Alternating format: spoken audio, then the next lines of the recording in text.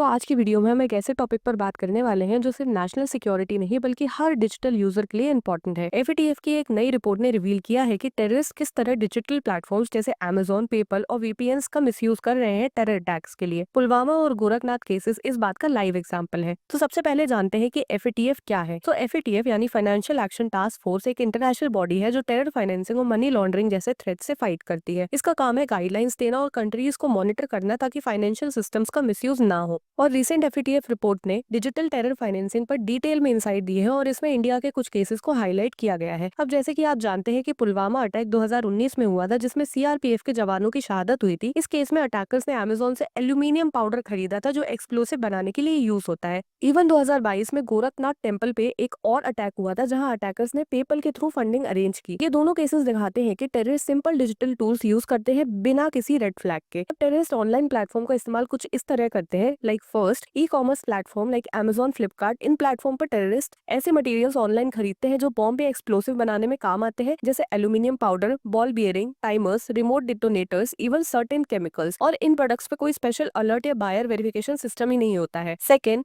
Payments gateway like PayPal, wallets, crypto, जिनसे online transaction के through cross border funding की जा रही है। बिकॉज जब वीपीएन यूज होता है तो लोकेशन और आइडेंटिटी ट्रेस करना मुश्किल हो जाता है। इवन 6.69 लाख आईएनआर तक की फंडिंग ट्रेस भी हुई है। थर्ड, वीपीएन्स और वीपीएस और वर्चुअल प्राइवेट एप्स जिनसे आईपी एड्रेस मास्क हो जाता है और टेररिस्ट अपनी ऑनलाइन एक्टिविटी छुपा लेते हैं। मेजोरिटी वीपीएन प्रोवाइडर पे अभी भी प्रॉपर मॉनिटरिंग या मैंडेटरी डेटा शेयरिंग रूल्स नहीं है। Fourth, crowd funding platforms, because social media और क्राउड फंडिंग साइट्स का भी मिसयूज हो रहा है, जैसे ह्यूमैनिटेरियन कॉजेस के नाम पे फंड रेज करके वो मनी टेरर ऑपरेशन में लगाए जाते हैं। ऑल्सो सिर्फ एल्यूमिनियम पाउडर नहीं, टेररिस्ट और भी मटेरियल्स इजीली ऑनलाइन ले रहे हैं, जैसे chemicals like potassium nitrate, sulphur, जो एक्सप्लोसिव बनाने में काम आते हैं। Second, drones and surveillance tool जो बॉर्डर क्रॉसिंग और स्पाइंग में काम आते हैं। थर्ड, इनक्रिप्टेड फोन और SIM cards. Fourth, digital manuals और ब्लूप्रिंट्स और बॉम्ब मेकिंग या हैकिंग से रिलेटेड पीडीएफ फ्रीली अवेलेबल है डार्क नेट पे।